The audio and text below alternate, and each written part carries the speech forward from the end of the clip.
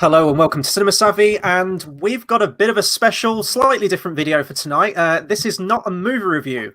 I want to say in the channel's history, this is probably the first time that we've ever sort of like openly talking about video games. Of course, we're all gamers in our own way. We've got plenty of picks tonight to talk through, but we've never really discussed it on the channel. And this was an idea pitched by George with the release of Next Gen. We've got PS5 and the new Xbox Series X coming out. We wanted to do an interesting spin on it. We could have just talked video games, but as we are a film channel, we wanted to put a film spin on it. So what you're going to get tonight is our top 15 picks of video games that we want to be seen adapted and made into films or TV, and we'll talk through that when we get to our picks. So it'll be 5 picks apiece. As it's only going to be 15 games, there's a lot of games that we had to leave out that didn't make it onto our shortlist. So as we go along, we want to hear from you guys as well. We've had some people messages on Twitter, some people in our own lives telling us games that want to be seen made into films. Please do comment along because there's going to be a lot left on the cutting room floor on this thing. Yeah. I mean, I found it really difficult going through kind of my old games library and stuff like that, picking out things which I think would have worked as far as TV is concerned. Because, I mean, we all have our favorite games and stuff like that, but they don't always translate to film or TV. We've seen that previously with pretty much every video game, film, or TV series so far. There's only been a select few which have actually become what people consider to be good. We're kind of living in the moment in like the start of like a golden age, because we've had a few films now, like Ready Player One. I know that wasn't a gaming film per se, but it was about gaming. And we also had Sonic the Hedgehog last year, which was actually meant to be quite good. I don't think any of us have seen it, but overwhelmingly positive views. Detective Pikachu as well got very good reviews as well. So maybe it's kind of starting a trend. We've got loads of things coming out as well, leading into that. Yeah. Sorry, I thought Tales on socials. So I'll do socials in a second. Yeah. What I'm going to add to this as well. So the only rules we have, because Tate mentioned we've got some of our favorite games. My favorite game won't be on this list, The Last of Us, because we've decided between us that one of the key rules for this is that we're not including any games that are in active development, being in film or TV. So we, off the top of our heads, you've got the Halo TV series, Last of Us on HBO, Assassin's Creed just been picked up by Netflix. Obviously, Uncharted has unfortunately been filmed with Tom Holland, and there is another. Witcher, of course, season 2 is currently filming. It's on hiatus due to Corona, and there's plenty more. So if you are miffed that we haven't got some picks, the likelihood is that A, we've forgotten it, but B, there's a very high chance that we've already ruled out between ourselves. Of course, Fallout. Of course, it's Fallout because Nolan's brother is now writing it for Amazon. That would have been my 1 and 2 picks 6 months ago. In the last 6 months, HBO and Amazon have basically bought it. So I'm excited for a personal standpoint, which meant that I could actually have to think about this slightly harder than I normally would have, because it's always been the same 2 for me. So that being said, we're going to leave it on to Tate with the socials. Yes, sure. So please comment below which games you want to see made into films. Don't forget to like, comment, share, and of course subscribe. We're getting so close to our next sub goal. We need you guys to support us towards the end of the year here so we can get there and reach our goals. And if you want to find out from the latest videos that we're going to be doing, go onto Facebook, just type in Cinema Savvy. You can go onto Twitter at cinema_savvy. And if you want to, you can go into the description, click on the TeePublic link and pick up a t-shirt with our logo on. Okay. Are we diving straight into the deep end? I believe we're diving straight in. So we have some very nice pictures. So let me just bring up my reference. So my number 5. So how it's going to work? It's going to be me, George Tate, 555, 444, etc. until we get to our number 1. So my number 5 pick for a video game that I'd like to be seen made into a movie is Shadow of the Colossus. So this was a game that was originally made on the PS2. Very recently, it was given a PS4 remaster. And the thing about this game is its scale. This is a video game that's often talked about a lot for its artistry, its atmosphere, its music, and its setting this fantasy world. So the rough plot for the game, it's very minimal dialogue. It's a lone wanderer called, conveniently, Wander, who shows up in this sort of deserted ancient kingdom, stone structures, pillars, ruins everywhere, with a dead wife, dead girlfriend, dead lover, and takes her to a temple, and this godly voice says that if he sacrifices 16 colossi, which are these sort of guardians that inhabit the world, she will be resurrected. And that's essentially the entire plot of the game, and then you subsequently go and you slay these great beasts. Some pictures here. And it's kind of like a puzzle game. You have to sort of work out how to kill these big monolithic things. And it's just this sense of scale and just these epic vistas. You've got deserts, you've got jungles, you've got caverns. It's really widespread. Now, if this was being made into a film, you couldn't have 16 colossi because it would literally just be, that works for a game, sort of like boss fight after boss fight. You would have to strip it back. But this honestly has one of the best soundtracks, best moods and atmospheres in any game. It's this surreal fantasy setting, and there isn't really much explained. It leaves it all to the imagination, and that kind of adds to the mystery and enigma of this world. And you could just imagine what you could do. I mean, it's as a video game, even back on PS2, the cinematography that they managed to get from this game, you dreaded taking on some of these colossi. You just look up and you get this sense of scale from it. Some are aggressive, some are docile. And I just think there's so much they could do with it. You fight them in the air, you fight them in the sea, on the land. It feels like Winston Churchill, doesn't it? At the point. But I just think you could do so much with it. We've seen like fantasy filmmaking, and I just think you could do something really special with this game, turning it into a film. You'd have to strip it back. You'd sort of have to cherry pick, and there are some elements that you probably would have to embellish. I don't think you could make a 2-hour action fantasy film with mostly no dialogue. I think you would have to have more of a plot in there maybe, but I think there's just so much potential for it. The game is so good for repeat viewings, and just taking in the epic scope of it. So I think it'd be absolutely ripe for a cinematic adaptation. I've not played that. That's one of those. I mean, I'm probably going to set loads tonight across a lot of our picks because obviously we all know what we each other have. But that is, I think we spoke yesterday. That's one of the PS4 games which everyone said you need to play, and you didn't get a chance. I think it's had a couple of. Is there a sequel in development on that's Horizon Dawn? I always get them mixed up. There's I think there has been a sequel. Yeah. I don't believe there's any sequel. There's been 2 other games made by the company. There's a game called Ico, which I believe preceded the release of Shadow of the Colossus, and then one that was dragged out for almost 10 years that was meant to be on PS3, eventually made it to PS4, was The Last Guardian, which I actually haven't played yet. Only sort of very vaguely tied in with each other. There's theories out there on the internet of how they're all interlinked, but they're mostly separate. The more spiritual successors, I would say, as the games go on. But this one is sort of the magnum opus that everyone goes back to. Yeah. I've watched people do playthroughs of that game, and that game is absolutely fantastic. I personally think it would work really well as a TV series and not as kind of a film. Mm-hmm. I think you could possibly even get away with not the silent protagonist, but like a minimal dialogue protagonist. Mm-hmm. If it was a TV series, I mean, we've seen something like The Mandalorian, where there isn't ridiculously high amounts of dialogue from the main character. So you could go for that kind of vibe, but I think for action scenes you'd need a film budget for it though to do the battle scenes justice. In this, saying that Game of Thrones had a film budget for action scenes, so it depends if you want to go for that kind of scale. So I'm moving on to my 5th. So this is a really fascinating one for me actually because I'm not saying this is that long ago, but I've gone for Wolfenstein New Order now. One of my favourite childhood memories is always playing Return to Castle Wolfenstein with my dad as a kid on the PC. We had an illegal copy that his mate used to give him, and Wolfenstein was this really big sort of attachment for me. I think everyone played it. Most people know like Wolfenstein 3D or the other ones, but it was these like fond memories. And when they announced the Wolfenstein PS4 game, obviously you're at the perfect age, sort of PS4. Like obviously that I've worked since like console's been out, so it wasn't like PS where you missed some games at a time. You got everything you ever wanted, and I was down for the concept because I believe there's a Netflix series or Amazon, now called Man in the High Castle, where basically the Germans won the war. It's kind of that, oh god, it's the evil Superman storyline. How are they doing this? But the reason Wolfenstein stands out for me is something I want to see adapted is not because of the quality of the game, but because of its potential. Rather than have the Germans win the war and we get this boring drama set sort of, within the year, within the 5 years, this is set in the 60s. They jump, the progression point. You don't need this is what happened directly after the war. It goes straight into here's that insane decade that everyone's got these fond memories of in terms of music. I remember All Along the Watchtower being on the trailers for it. And that kind of blew me away that you can just jump to this 15-year point in the future. And you just have a man wake up from a coma. He had no knowledge that the Germans won the war.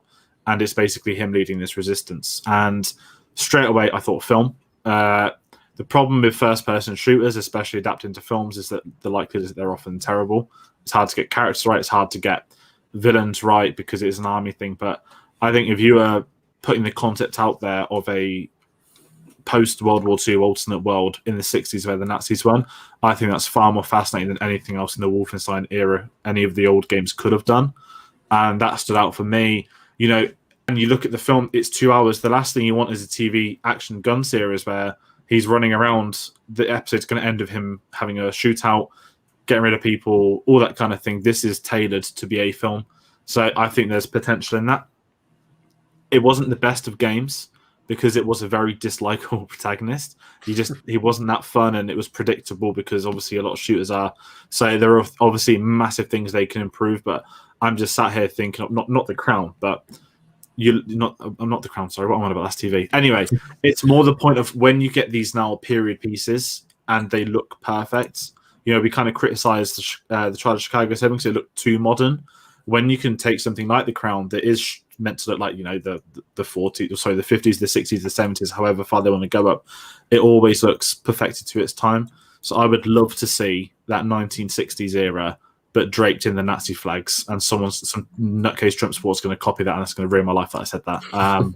So it's one of them where there's a fascinating world to be had, but it's whether someone could make a story. I don't want Bayhem as much as I love him. This needs some weird David Fincher vibes where it's this creepy guy that's waking from a coma. I don't really know, but that's something that always stuck out for me, is that had more potential than it ever had any right in being. I've never actually played a Wolfenstein game, but I've heard good things about New Order. That's one of the things that I've kind of twigged onto. I did hear the protagonist was a bit kind of, some people liked him, some people didn't, but as far as the game concept's concerned, it's a fantastic kind of idea which you could easily run with a film, like straight off the bat, and just go for it. You can imagine that opening scene, can't you, of like just black and then like someone waking up in a hospital bed not knowing what's gone on, and you discover the world through the protagonist's eyes. I think that would be I like when, I've always mentioned that, like when protagonists, when you follow them and you learn things as they do on the script, I think that could be very clever. And I think with a lot of our picks, setting is key in a lot of these, that unique setting that would really translate well to film. I'm guessing that would be kind of a hard R18 kind of. Yeah, I mean, if it's Nazis, isn't it? You can't really have that for rated 12 anymore. So it depends who you'd want to get working on it. Oh, that wasn't Nazis, was it? No, never mind. That was. I was going to say Indiana Jones got away with it, but I don't think he'd be able to. Okay, so I'm moving on to my number 5 pick. Now, this one's a little bit expansive because you could go with any storyline here from this series, but I've gone with The Legend of Zelda. And there is so much background and lore to this. You could have a film series, you could have a TV series straight off the bat. Like, there are so many tales that they've done with Zelda over the years, but I'm going to be leaning more towards the most recent game, Breath of the Wild. And the reason why is purely out of its popularity at the moment. If you've seen this game or even played it, it's such an expansive world with such rich characters that stay with you throughout the entire process of the journey. It feels like you're actually playing in a film whilst you're playing the game. You obviously have the game elements, using your bow and arrow, using your shield, using your sword. But going along with the game, just seeing Hyrule, the magical kingdom that it is, and seeing all the characters and just everything that comes with the Zelda series, it would be fantastic to see on screen. And I'm genuinely surprised that no one's picked it up before, because out of all of the Nintendo kind of properties and everything like that, I feel like Zelda is probably the most marketable towards a film. I know they've done a Super Mario Bros. Film in the past, but I feel like with kind of Legend of Zelda, you could genuinely follow a character like Link through his entire hero's journey. There's so many different elements to include here. Like, there's time travel elements, there's possession, there's magical fairy tales, there's everything kind of involved in this series. I'm going to go a little bit further here because I found it really difficult trying to come up with who could be kind of in those roles and everything like that. But one thing that I do want is the director to be someone expansive who goes in and basically makes universes kind of open to everyone. So I've gone with the kind of obvious pick of Peter Jackson, just because he did that with Lord of the Rings and took that and made it into kind of a world that everyone kind of immediately was drawn to. And also Spielberg, purely out of the fact that he's able to bring fairy tales and fantasies to life, and he's able to do that for people, and it would work into the age group that he usually aims at. but be interesting to hear your thoughts on it. I've never played a Zelda game. I had a Switch. I had a Switch for about a year, and I still didn't buy a Zelda. And it's nothing against it because it did look great, but that is the one game everyone's like, "Oh, you got your Switch? How'd you find Zelda?" And I was like, "I've not played it. I ended up playing Skyrim." To be fair, it's 60 quid, so it's like I think it's still 50, 60 quid to buy. But seeing the success of Pokemon recently, I feel like there's a lot of humanoid characters in this. It's to do with elves and kind of that fairy tale vibe kind of setting. Just an action adventure with a young, kind of naive protagonist and a kind of magical fairy goddess in the shape of Zelda to kind of guide him through the world. I think it would be fantastic to see any of the Zelda stories. I'm not limiting it to Breath of the Wild. I mean, Majora's Mask and Ocarina of Time are two of the most kind of highly regarded games of all time. So you can take any of those stories.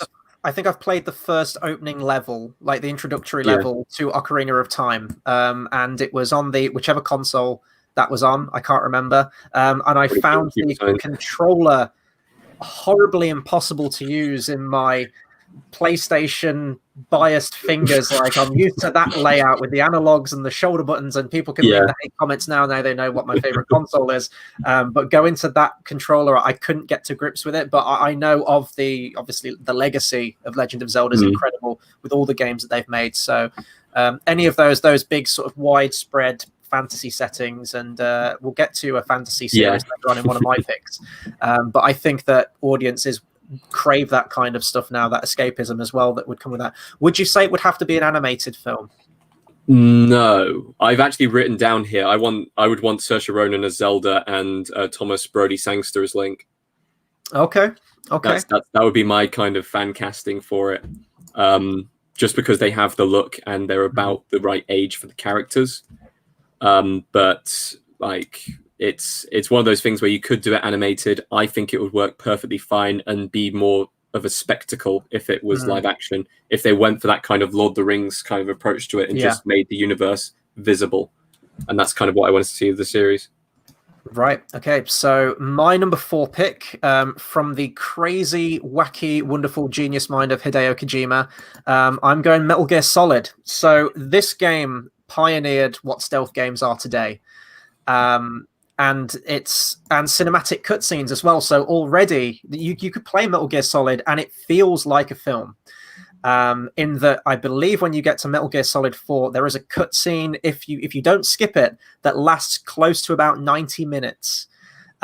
These are dense games. These are very, very story and exposition heavy games that have fueled this entire world. We have so many games now, prequels, sequels, just everything all over the place, but it does craft this huge expensive narrative, from Big Boss in the first few games to eventually Solid Snake, and we follow his journey as it ties into the Cold War. It's this alternate take on history, and not just the stealth mechanics, which could work well. Any kind of espionage kind of story always goes over well, but the cinematic quality of it too. But the games are famous for their offbeat and sort of crazy fourth wall breaking jokes. Now, that might work in a video game. I remember when the first one came out on PlayStation 1, there's a boss in the game called Psycho Mantis who can control people's minds and can control their actions. And it must have freaked people out at the time because no other games were doing this at the time. The controller would sort of move on its own. Your character would move on its own because it would be registering through the controller port. And it was doing all these crazy things, and that was a trait that's lasted all the way throughout the franchise. So I was trying to think how you could bring that to a film standpoint. And although I haven't seen it, I know that Black Mirror did some kind of interactive film, didn't they, on Netflix? They did. Now, I'm not saying that mechanic would work as like a choose-your-own adventure for Metal Gear Solid. I think just making a full, all-out Cold War drama, I think it would probably be best served for TV, definitely, just to cover how the scope of the games. You could start chronologically with Big Boss, which was actually the third game that was released, which was kind of the origin. Was the third game Snake Eater? I'm just trying to remember. Snake Eater, yeah. Fourth game? They bought two games out for the Super Nintendo, which were just called Metal Gear. Then the PlayStation 1 came out, which was Metal Gear Solid. They did the sequel, Metal Gear Solid 2. Then 3 was a prequel to everything that had come out before. Yeah. And since then, there's been countless spin-offs on the PSP and all different kinds of consoles. But It's got that cyberpunk quality to it, dystopian, political, war, and the crazy kind of anime violence and anime action kind of side to it. It really is this hodgepodge of everything. But when I watched all the Let's Plays of them, I watched them kind of back to back to back. And although the story is crazy convoluted, there are characters who are like triple, quadruple, pentuple agents in it. You don't know who's working for who. It's mad. And I'd be lying if I said I understood all of the story completely, having only watched them all once.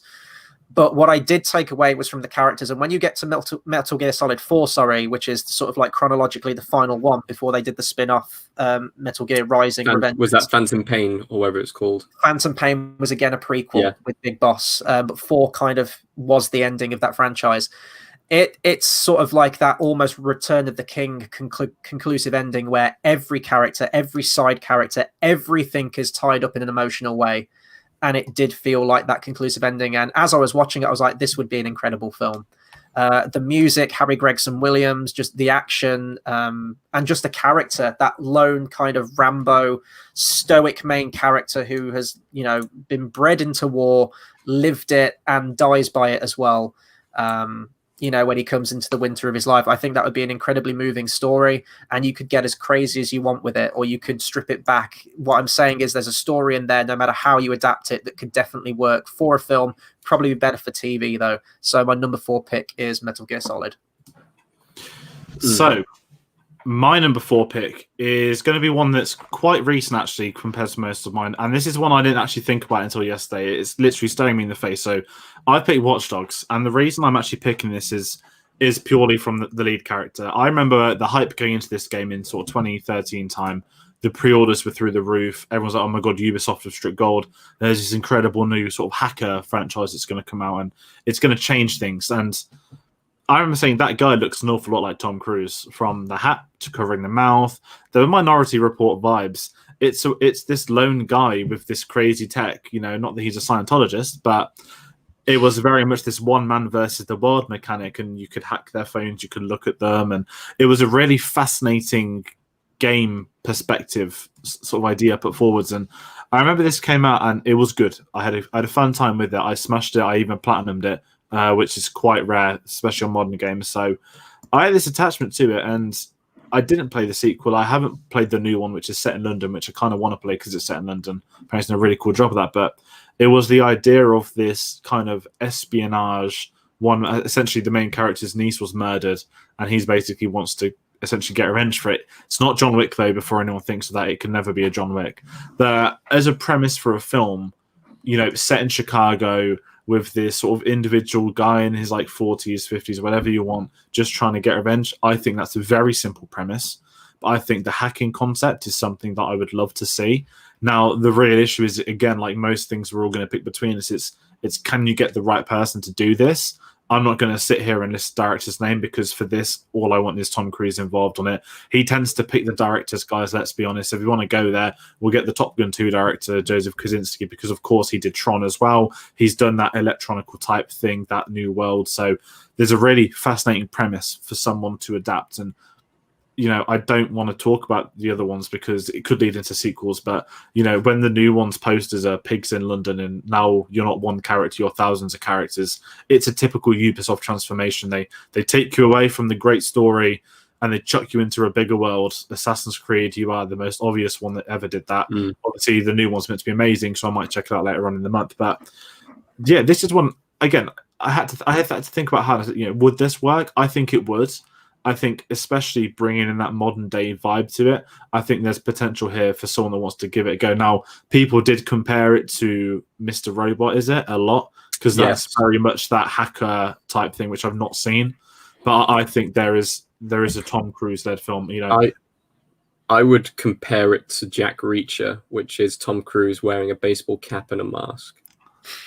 Yeah, again, he can do it. I was thinking Minority Report. It looks, I'll bring it up again. I mean, there's him in the city that, the phone that hacks everything.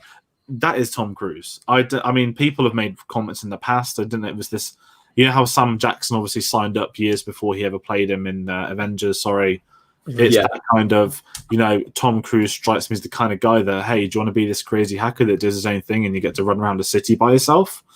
course Tom Cruise is going to sign up for that. He might not get space, but he's going to do that at a later date. So it's a short one. It's a simple one. But I think as far as premises go, there is that potential.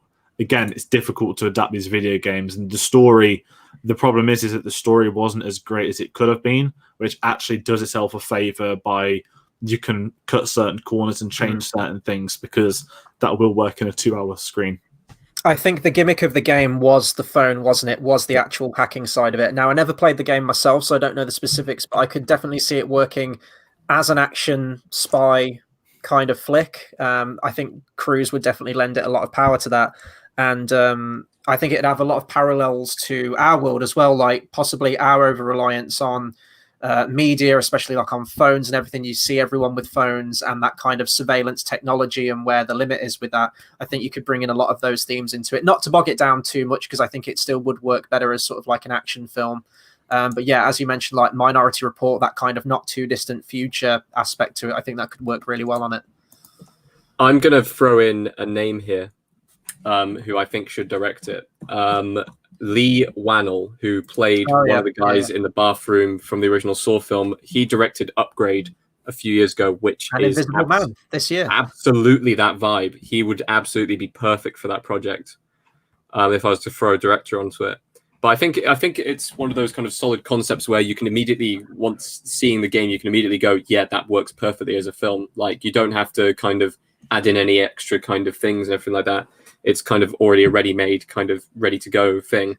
Well, I think a lot of games are like that now, aren't they? A lot of modern games are going with that more cinematic feel to it. Pretty much every AAA title that comes out could be made into a film from how it looks and how the technology is developing.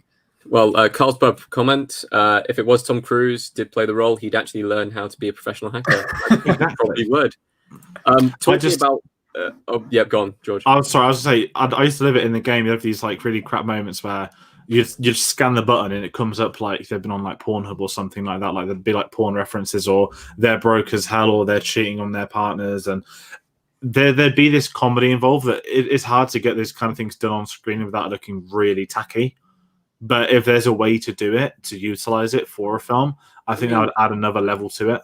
Sherlock kind of got away with it. Exactly. Then everyone started using that way of doing it, and then it kind of, I don't know if it dried up or not, but talking about modern games that don't look like they're anywhere near film ready, let's talk about my number 4 pick, Papers, Please, which is a game which I'm sure Chris and George have never heard of before. I believe I've seen the short film. Is it like a short live-action film? Funnily enough, that is exactly what I'm going to talk about. So, Papers, Please, I'm just going to bring this up again. It's a very simple concept game. You work as a passport control person in the fictional nation of, I've got to get this right, Astorska, I want to say. Astorska. And basically, you have to look at their documents and you have to approve or deny. And there's different criteria in each level. So sometimes you get ones which is like they can't go into the country in certain dates. You have to check the date and then you have to go back. It's a simple puzzle game. So there's this short film, right, which is on YouTube, which is absolutely fantastic. And the game does have a small plot about certain people trying to get into the border, some people crossing one way, some people not going back, trying to avoid and look out for kind of a terrorist attack because there are countries at war and stuff like that around them. I want to say it's set in kind of like Eastern Bloc, but in kind of Soviet kind of collapse of the Soviet Union time. So all these countries kind of splintering off and there's wars all over the place. This short film, I implore people to go and watch it. It's just called Papers, Please, the short film. It's on YouTube. It's about 5 minutes long. And it is absolutely fantastic. And the reason why I picked this game is because I would love to see just kind of, it wouldn't even have to be like a big video game adaptation, just a film about a person who works at the border in this fictional made-up country in Eastern Europe, going about his mundane life, but having to kind of make these life-changing decisions for other people and seeing the different characters come through, some people who come through and repeat, some people who don't. I don't think it would be a big budget film. I think it would be a very much an indie film. You guys won't know this actor, but I've got written down Marcin Dorosinski, who plays Borgov in Queen's Gambit, the Russian from that, who is an Eastern European actor. I think he'd be absolutely fantastic to play in the role. I talked about this with Chris beforehand because Chris said, not Wes Anderson. I actually had written down in my notes, not Wes Anderson. This is not that kind of film. But I would happily take Noah Baumbach because he does real life conversation films such as Marriage Story, where people are talking over each other in their discussions, such as the Merowitz stories as well, where characters just go about their normal lives and you're just a fly on the wall watching it. And I think it would translate really well just to kind of like a 1.5 hour, very simple feature-length film. Yeah, no, it sounds like with the territory that you can go into, especially, you can definitely compare it a lot to stuff that's been going on politically nowadays as well, in terms of refugees, everything like that. We're not going to get too political into it, but there's definitely some parallels there. I think it could work as sort of a very, as you said, like low budget, just a drama piece. I think you could make it really emotional, I think, with the right director, the right script material. I have seen that short film. Granted, I haven't seen it in a while. I know it moves at a great pace, and it definitely does have that style to it, even though it is only like 5 minutes or so, if that. I can't remember the exact length of it. But yeah, no, it's an interesting concept. It's not going to be one of those big bombastic films. I think it's quite a stripped back personal film, I could say. And I think it might work because it's going to be stripped back. Because with a lot of these, I mean, we've talked about already, like ones like Zelda and Wolfenstein, they've got to go big. There's no way they go small. They have to go big. Same with Shadow of the Colossus, really. But with this one, you can't go big at all. You have to go small, and you have to go kind of intricate character piece or even kind of personal story, which I think would work really well, and it would probably be the least video game film put out. They're often sometimes the best ones. Just before I get on to my next pick, I do want to bring up one of Carl's comments. This did sort of skirt around some of our lists. I know that. Carl says, I'd love to see a Gears of War miniseries.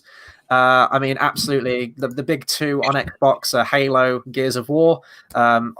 As George mentioned at the beginning, we didn't pick Halo because that is in development, but Gears of War is just a no-brainer. And maybe you'll get that eventually if Halo does take off. Maybe they'll start adapting more of these video game series. Other ones that people have mentioned to me, Crash Bandicoot. I think Carl mentioned Fable as well on Twitter earlier today. All of them definitely have potential. But my next pick, so my number 3 pick, did actually come this close to being a feature film back in 2016, and I remember when the trailer came out and I lost my damn mind. And that game is Sly Cooper. So that's the title of the first game, Thieves in Time. It is a 4-game series at the moment. Hopefully it did end on a cliffhanger, so hopefully we get a 5th one on PlayStation 5. What I love about this, and I'm going to bring it up now, is just the cast of characters that they have. And it's all stylized in the cutscenes, this very nice cel-shaded. So you've got Sly himself, Bentley the turtle, or tortoise, sorry, and Murray the hippo. Now, all of them come together, and the writing and the camaraderie is so solid in this. I think this would work. I think it would have been a fantastic feature film, and this is actually a screen grab from the trailer as to what the film was going to look like. The trailer is still out there on YouTube. It's about 2.5 minutes. They got the voice actors back for Bentley and Murray, and I love the realization of them in that film. That was going to be following the Ratchet and Clank film that came out, actually, if anyone remembers that. Probably no one does because no one went to see it. And when that film bombed, that's the reason that they cancelled that. They had in place Ratchet and Clank movie, followed by Sly Cooper, followed by Jak and Daxter, and then a cinematic universe where they combine all of them together. Sadly, it never happened. So it's just the characters, and it's the stylized environments as well. It is this espionage kind of almost. There's music in there that emulates James Bond spy franchises, and it's a very country-hopping game. You go to like a different location, and there's a boss there. This whole caper, this episodic structure to it. It's, I don't know, we've got to go to India to take down this tiger who's smuggling spice, and we've got to expose him and take him down, and you have your boss fight, and you move on to the next thing. But there is an overarching plot to the game, and this is just some concept art for the game, just to give a visual style. Those very sort of slanted angles to it always translate into the game. And actually, this is the company that made this game, at least the first 3, is actually the production company for a game that I know is on George's list later on. And it is very much that that kind of platforming style to it, over the rooftops and sort of locking onto targets and jumping around. It's honestly just the writing, the bright, colourful cast of characters that all work really well together. You enjoy seeing these characters together and the wackiness that follows. I think it'd be a great TV show. I think you could even style it in that animation where you have these quick slides in and like slow-mo with like big names coming up like Bentley the Brains or Murray the Brawn. I think that would work really well with sort of like the brass fanfare coming in. So my number 3 pick is Sly Cooper, and I really hope at some point it finds its way either onto the big screen or the small screen, because it definitely deserves to. I was going to ask, would you go for a fully animated vibe, or would you go for something like Guardians of the Galaxy has done? Would you go for something like Detective Pikachu and that kind of route? Would you integrate them with human characters, or would you have it fully animated, basically? There's no human characters. There are no human characters. It's kind of like a Zootopia kind of thing where the whole world is run by animals. So just going back to the animation from the film, I was kind of okay. It's very weird when you're used to seeing something like that in the video game, and then you go to actually seeing with like real hair and textures and slightly different facial animation. Surprisingly, it does look quite good. Yeah, and I think they stayed very true to it. They only replaced the one voice actor in the trailer, which was Sly, which was a shame because, again, you get used to a voice in a video game. It did look like it was completely in the spirit. It looked like it had that same energy, that same writing team behind it. And just unfortunately, it didn't see the light of day. So I'd be happy with either animation styles. I think that the cel-shaded one might throw a lot of people off. But I could see it. I know that on Disney Plus, there's a Tangled series which has animation very similar to that kind of blocky 2D style. So I do think there's an avenue for that. I could definitely see that kind of Powerpuff Girl, if anyone remembers that back in the day, that Cartoon Network style of animation. Or I think it could work in the more realistic kind of stuff. But I wouldn't want to see it super realistic like a Rocket Raccoon with mixed with humans or anything like that. I think you're losing the heart of what makes the visuals and the game what it is at that point. I've never played them, but I'm happy you mentioned it, because we've got a really great segue to my number 3 pick. So Sucker Punch, the company that obviously made Sly Cooper series, what they followed up Sly Cooper with is nothing other than the infamous series. Mm-hmm. Now, there are 3 of these, and I only want to again go to the first one, and I'm also picking this for film. And I did pick a director for this. So if you're not familiar with Infamous, it's basically the equivalent of a superhero game that is not DC or Marvel or anyone you've heard of. It was an original concept, heavily inspired by superhero films. Essentially, in this film, there is a character Cole. There's been this big explosion in New York because of a terrorist attack, and he gains these powers where he can kind of become Electro. That's probably the lowest form of saying it. And the great thing with this game was that it all depended on you. You had karma. You could choose to melt and murder people and you'd go red, or you could be nice, save people, be blue. And it was this really unique perspective where you had an interesting story, but you had that free roam environment that at the point of this coming out, and I think it was 2009, the first one, I'm not saying we were ever overly done with environment games, but nowadays it's a given. You expect story-led games to have open world. This was still at a time where it was kind of new. I think that's probably a polite way of saying it. And I remember getting this when, I don't know if anyone remembers the classic when Sony got hacked and no one could go on PSN for a month. And they gave everyone 2 free games, and I paid Infamous because those of my friends said it's great, and I had such a whale of a time. And the reason I'm picking this for a film is because, believe it or not, there is only one director who can plagiarize comic book photos like anyone else. There's only one man who can have an elite cultist amount of followers. I'm not going to discuss his latest casting for Justice League because I will get angry about a certain turd. However, it has to be a Zack Snyder film. And this is what made it more interesting for me, because you can think of all them slow-mo sort of electricity shots when they have comic book panels, which they obviously then use to build the backstory, to build into this world. But if you need someone, I'm being really careful what I say now. If you need someone that can have that fine line between good and evil, I'm not going to sit here and proclaim he's a philosopher like some, where they interpret one shot to be a 3,000-word essay. No. But I'm saying that as the guy that did Watchmen, that someone that liked Man of Steel, I think he's the person that could take this on. And it is that vibe where if you want it to look cool and have something to it, he's the guy. You want him doing cinematography. You want the environment. You want to see him, with the action. I don't think it should be rated 15, really. he could do that. He could push that limit of, is this over the top? Is it not? It suits his style from his earlier work. And I think he would be the perfect director for this because, again, I don't know if it's a gaming thing. A lot of protagonists can be quite boring. You're playing the game. The point of it is that you obviously want to invest in them, but naturally you're also investing in yourself, especially on a karma-based game. And I just can't think of anyone else. There was always talk of a film adaptation, but there was never any traction. There was never, ever anything official. We had a couple of sequels. Second Son was on PS4, which was great. It was very different. I didn't enjoy it as much. Had a good time doing it.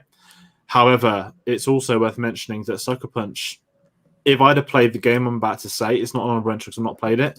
They recently made Ghost of Tsushima, which is essentially a game that is based off Akira Kurosawa. And if I'd have played that, which I'm waiting for the PS5 version, I would probably have had that on my list. But that's a company that's, doing well. They're not lingering on one franchise too much. They're, we've done this, we've done that, and now we're doing this. So I think that's quite fascinating when you have developers that can change up what they want to do. But in terms of an adaptation, an Infamous film would be perfect. I think the world would be fine with it. Again, it's that superhero story, but it's more of that fine line between good versus evil. And I think there's enough of an adult theme for this to go to a Snyder. And also, let's get him away from DC for a bit because it's been almost 10 years and I'm sick of it.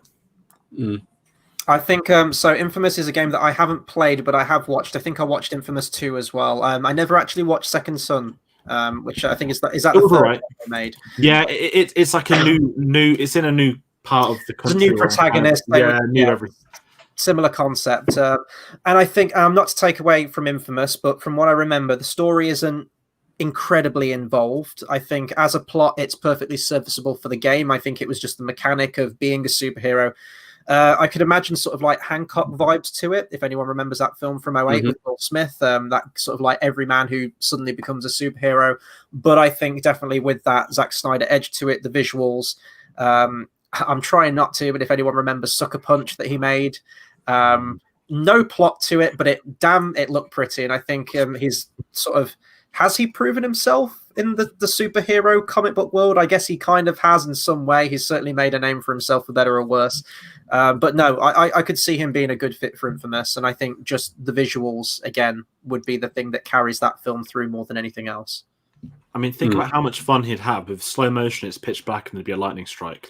How many other directors in the world would get excited by something like that? Do you remember that shot of Batman in Dawn of Justice with the grapple gun on the side of the building with a lightning flat? Yeah. No, I can see it. I can see that as well. Okay, so I'm moving on to my number 3 pick, and this one I picked it quite early on, and the more I think about it, I'm thinking this becomes more and more difficult to turn into something, but we'll go with it anyway. Mirror's Edge. Now, this game is a parkour 'em up. This is just the entire purpose of the game is parkour, basically. There is a plot to it. You play as Faith, the lead character, and basically the city is currently going under a kind of, not a political coup, but a change of kind of political groups. Basically, you have one group which wants kind of color to be in the city to be vibrant and stuff like that, and one which wants it to be very corporate. And there's also another plot going on with the police basically choosing the corporate side and enforcing it upon everyone, like kind of martial law. You're playing as a kind of a free runner, a parkour kind of person, basically trying to save the city on your own. And it's an absolute fantastic game. I want to start off by saying absolutely phenomenal. I mean, just look at that. Look at that. That's the kind of vibe we're getting from this game. It's kind of that Neo kind of futuristic kind of setting with that kind of parkour in there as well. I think it'd be very difficult to cast this film, but I do think the concept is very strong. I think it would work as a one-off film. I don't think it would work as a TV series like my other picks. I think one-off film would kind of do it. Didn't they do a sequel? They did do a sequel, second game. Catalyst, which, funnily enough, both of those photos are actually from. Oh, okay. But the base game is basically just kind of like you've got to try and stop the police. You've got to save one of your kind of siblings, and you also have to like outrun everyone, the police, everyone. I think it'd work as a really good concept. As far as director's concerned, which I'll go to first, because I don't really have a casting as far as a person, possibly Karen Fukuhara from The Boys, who plays Kimiko. You've also got Bae Doona, who played Sonny 451 from Cloud Atlas, who could possibly do it as well, who are both quite kind of good with action. But as far as directors, this is a Wachowski's film. I was just going to say, before you said this is a yeah, Wachowski's absolutely. film. I've also got Safdie brothers written down because I do quite like the fact they're able to bring tension to literally any situation. And they're able to kind of keep that kind of up-paced thing with Good Time and also with Uncut Gems. They're able to kind of have that neon kind of vibe going on with both those films as well. I just think this would be a really cool concept for a one-off film. I know we've had, what was it called? That action film, something Henry. Hardcore Henry, that's what I was Hardcore Henry, which it didn't work from a first person's perspective, but I think this would work perfectly fine if it was kind of taken as a normal film. You have a little bit of political intrigue, but people are there to see the free running. People are there to kind of see the action sequences.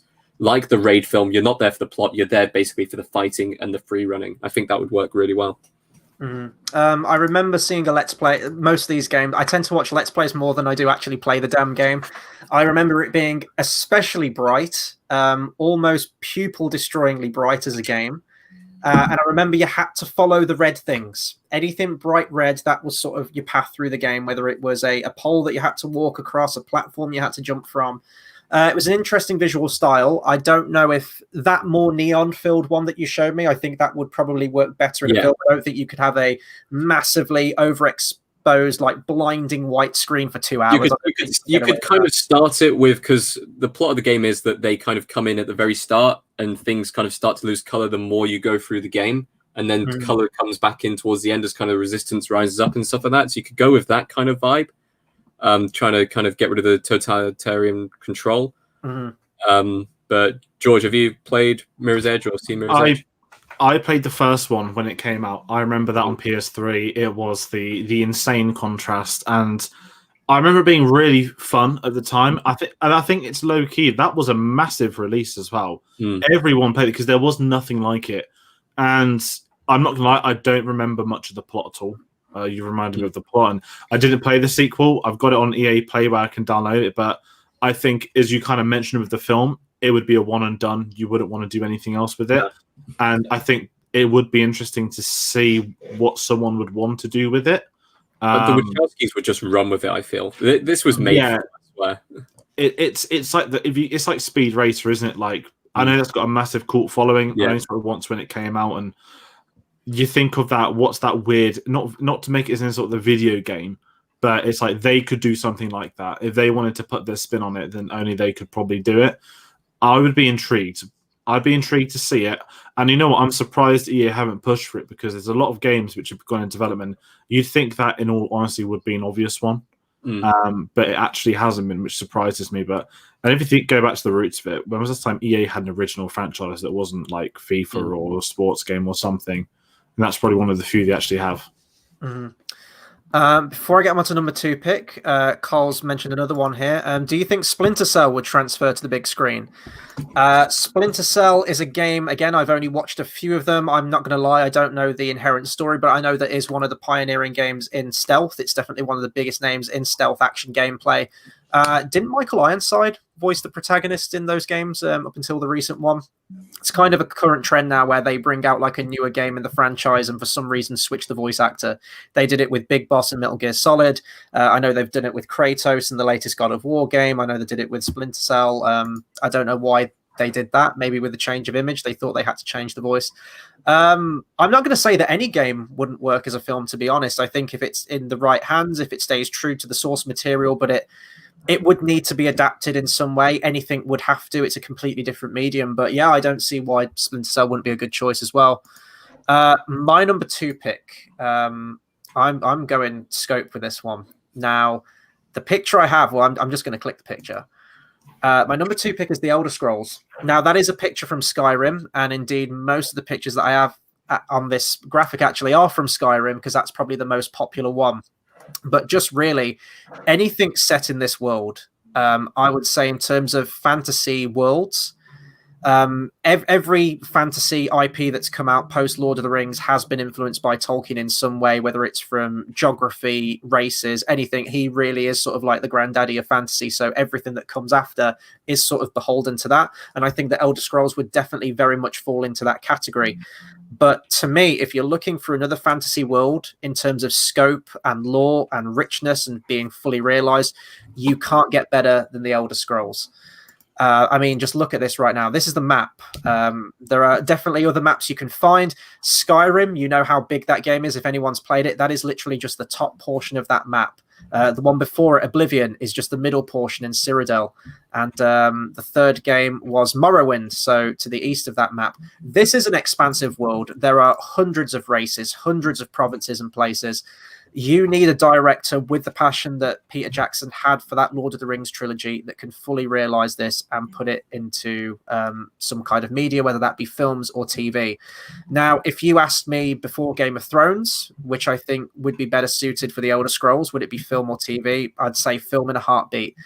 But now we're seeing a lot of things moving more towards that smaller screen. We saw what Game of Thrones was doing, and as much as we detest what they did with Game of Thrones towards that tail end of the series, what the hell was going on with season 8? We've talked about that, but taking that aside, the actual spectacle, the action of what they were able to achieve rivaled, if not surpassed, most fantasy films before that point. And we've seen The Witcher, which we mentioned. I know that we can't mention that because it is being adapted as we speak, but another huge fantasy IP in terms of video gaming that is getting that small screen treatment, which is doing very well. I still haven't seen The Witcher. It's still on my list of things to watch. I think you could do absolute wonders with this. Now, in terms of story, would you do a story based off the game? It's a very difficult game to adapt because, yes, you do have your main thrust of the narrative with your story missions, but so much of it comes from the myriad of side quests and campaigns and other things you can do, different guild missions. And because there are so many games in the series at the moment and different avenues to go down, I honestly wouldn't know where to start. Each one isn't really connected in any way, only in sort of like vague ways. They're mostly sort of separate stories across this huge expanse of time. I think just an original story in this world. I'd just like to see this world, this mythology, be fully realized. You do get cinematic shots like this, and I'm looking at that now of, Game of Thrones with the dragons that they were able to make via CGI. Just some of the epic vistas. This is one of them. You could do the sky's the limit with this IP, but you need a director that has that passion, that maturity to make, like Peter Jackson did with The Lord of the Rings, a fantasy world feel real and lived in, and not, for example, what we got with the Warcraft movie, which had the capacity to be another Lord of the Rings. But, I mean, I don't know if you guys watched the Warcraft movie. If you haven't, don't. It was terrible. It was one of the biggest waste of times I ever went to at the cinema. But you'd need a different take on it. But I do think there is something there. I think we'll probably get something one day. It's immensely popular. It's definitely one of the biggest fantasy gamings out there. And the sixth one is coming out at some point. It is in production, probably on PS5 in a few years' time. But this is immense. This one had to be on my list somewhere. Yeah, I mean, there's no chance that this wasn't going to be on anyone's list. If no one had picked it, it would have been on my list. You kind of did me a favor there. And we kind of laugh these days that you go back to Skyrim and it's like, oh, look, how many different consoles have they now released it on? Like PS4, PSVR, Nintendo Switch, it's been everywhere. And we're almost almost 10 years past the release of that? Over 10 years, I can't remember. But then people, as you mentioned, Oblivion, people forget that there have been other games in this series. And obviously Bethesda's done Fallout, which is fascinating to see if they want to follow Fallout and make Skyrim. But I feel that Skyrim is that game that the reason no one's going to try and adapt it, because I think that would be bigger than any adaptation ever made if they tried to do it. Because don't get me wrong, I love my Fallout, I love my Last of Us. Skyrim is something that everyone has played. Everyone knows the music. Everyone knows the meme, the knee. Everything about that game has that incredible. I'm not even saying it's nostalgic yet because it's current, because it still keeps getting released, and you can still play it and have us fun time. So if it was to be done right, and I felt bad because when I had to crop the map you sent me, I was like, oh, I can't really fully get the map in the photo. It's too damn big. That's why it's too damn big. And I would love to see the stuff like that. And you mentioned cinematic, you can do cinema on TV. Bringing in one thing that I want to speak about quickly, and I'm not saying here because this tech is going to be here. The tech used in the Mandalorian technology is redefining what people can do in studios. They're redefining what you can do on that smaller budget. That's $115 million for 8 episodes, and it looks better than $250 million films. Now it's giving us the potential to make these adaptations of these films done properly. I'm not saying everyone has to copy The Mandalorian, but that technology is here, and people will be making their own and probably making better versions of it too. So we're at a point, why not? And we'll probably see it in Fallout as well when they get to that. You mentioned, is it Fallout story they're making? Is that the next one? Fallout, Jonathan Nolan's doing it with Amazon. Signed a big deal for it. So there's a lot riding on that. I think that'll be interesting to see how anyone attempts to tackle it because, how do you do a pit boy? How do you do the little boy thing? It's going to be a weird one for Fallout to adapt, I think, but I'm very intrigued. Mm-hmm. Tayte, do you have anything on Elder Scrolls before we move on?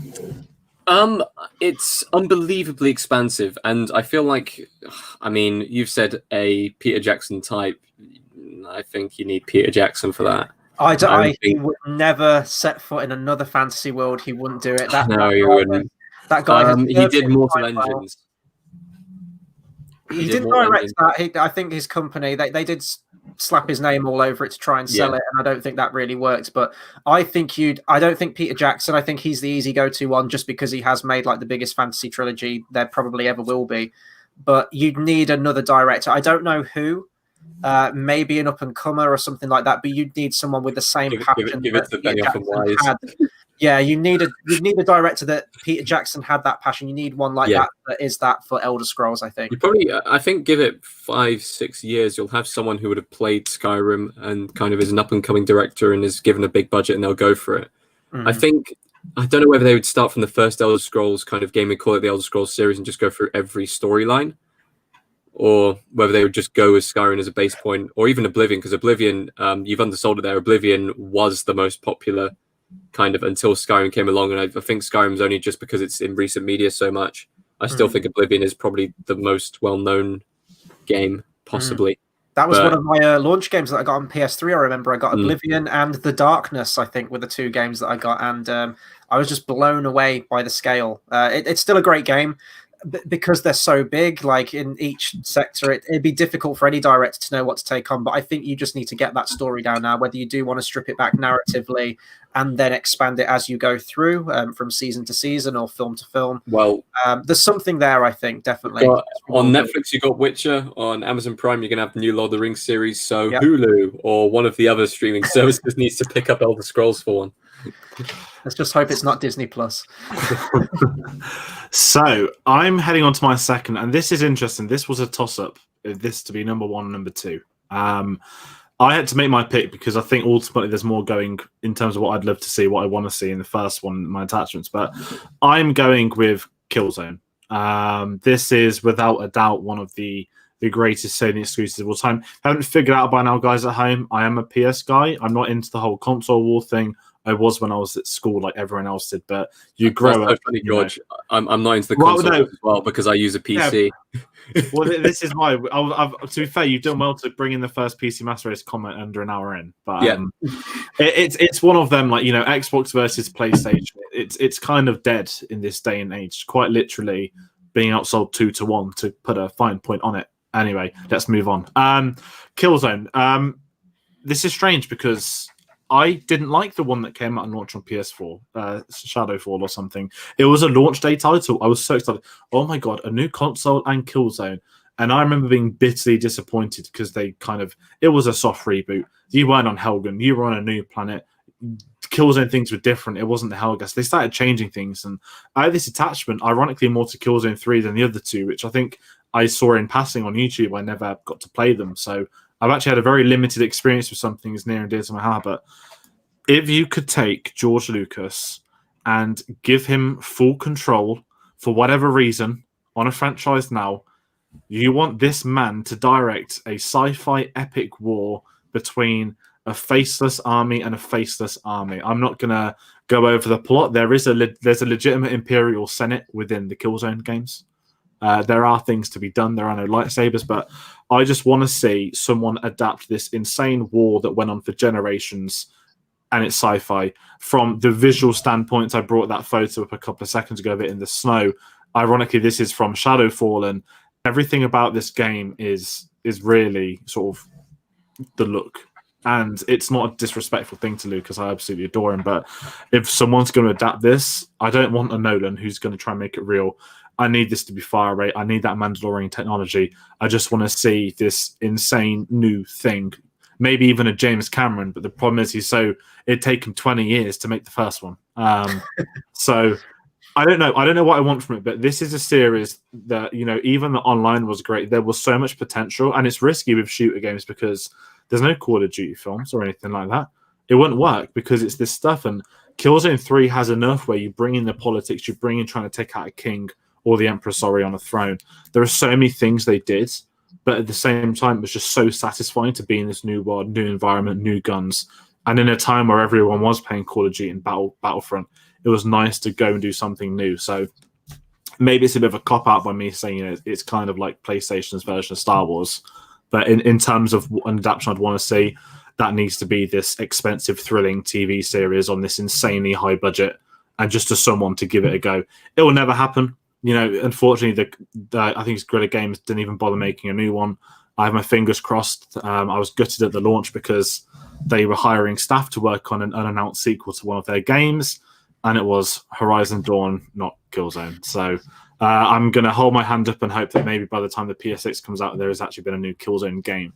But that's something which, I don't know if you guys have ever played them. It's just so iconic. It'd be interesting. I'd be intrigued to see what people think, because it's not the best thing ever made. It's not the best games, but when you've got an attachment to something and you've played it for that time and it does have that cult following, it's just a shame that it went wrong at the PS4 launch for it, because PS4's launch was near precision perfect. They wiped out Xbox. The console war was done before it started, and to have a Killzone at launch and it not live up to expectation was devastating. Mm-hmm. If anyone's ever listened to it, the main menu music from Killzone 3, it's on YouTube. It's 2 minutes. It's one of the most haunting songs I've ever heard. And I always go in the comments. It's just people like, this was me playing Killzone Shadowfall. This was me when they didn't announce it. And it's basically like Hans Zimmer's Prime, but it's not even Hans Zimmer. So do check that out. It's like 3 minutes. It's type of Killzone 3 main menu music. I'll check that out afterwards. It's a game series that I've never played. Go on, sorry. I was going to say 2 things to watch after the video's done now. Yes. Yeah. I was going to say I know of the look. It's that very visual look, like the gas mask kind of thing with a gun. I think that could definitely translate well into film. But yeah, no, I feel like a broken record. I've never played that.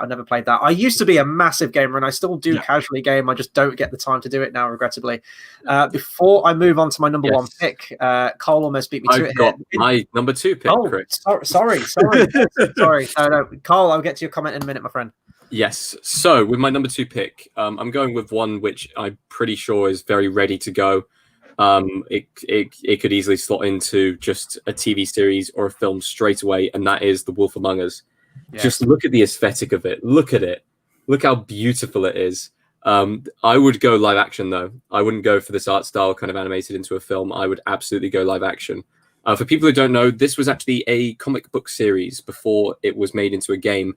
And I don't know why they never decided to go for kind of that TV angle or even that film angle, because the concept is basically fairy tales, but it's a detective kind of agency. And the main character is Big B Wolf, as in Big Bad Wolf, who is this very kind of cynical, very rough around the edges kind of beat detective and stuff like that.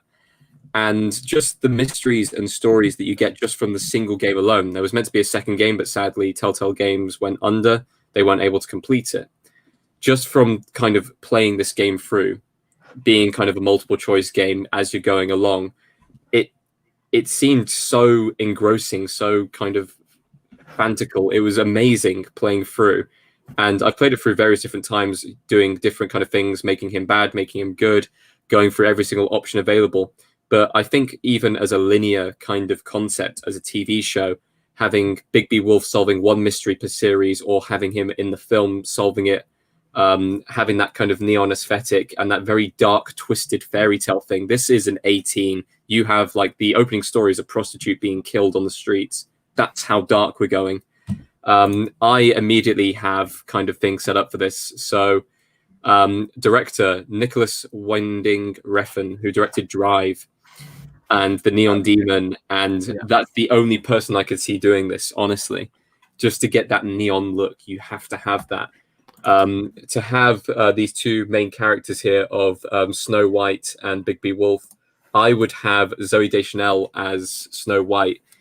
I don't know if that's a good choice or not. She definitely has the look, but I don't know if she has that kind of sternness, that kind of tough exterior.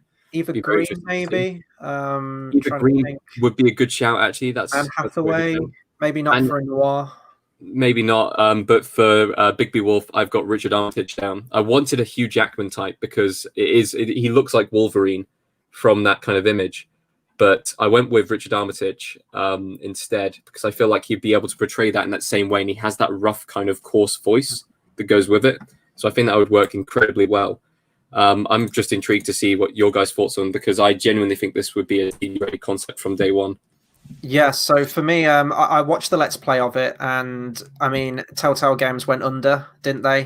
They went bust and sadly closed up shop. I believe that season 2 was in the works as well, and I think that out of all it was pretty much done. They'd done the voice acting for it. Mm-hmm. I think they'd rendered most of the game. I think they just had to put in the decision trees, and they just didn't get around to it. They wanted to finish off The Walking Dead instead before they went under. Mm-hmm.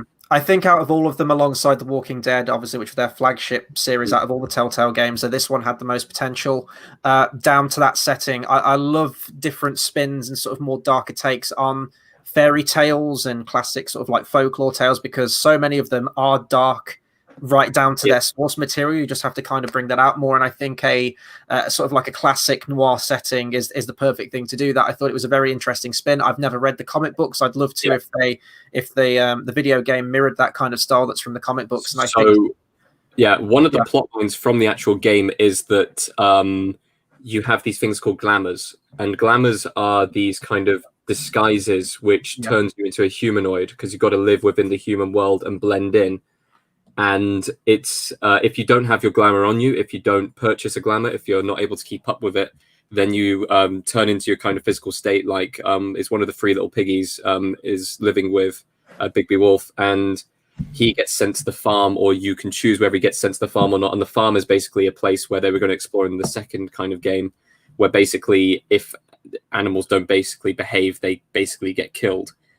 And that's a very interesting concept. And you've got these kind of underground dealings. You've got these kind of folk tales and stuff like that coming around and murdering people in the streets. And you've got Bigby Wolf, who's a very kind of hard-nosed detective who's trying to play both the good side of kind of being the detective, finding out who's murdering people, but also playing that very harsh side of him turning into the big bad wolf and basically killing people himself.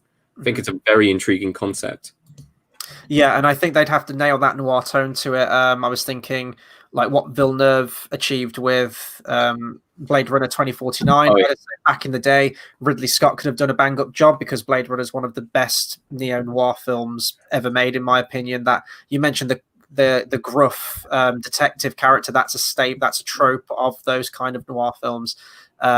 So much potential, animated or live action. I think live action would probably be better, but I could definitely see like a more stylized video game, cell shaded kind of thing to it. I think that could be an interesting take as well.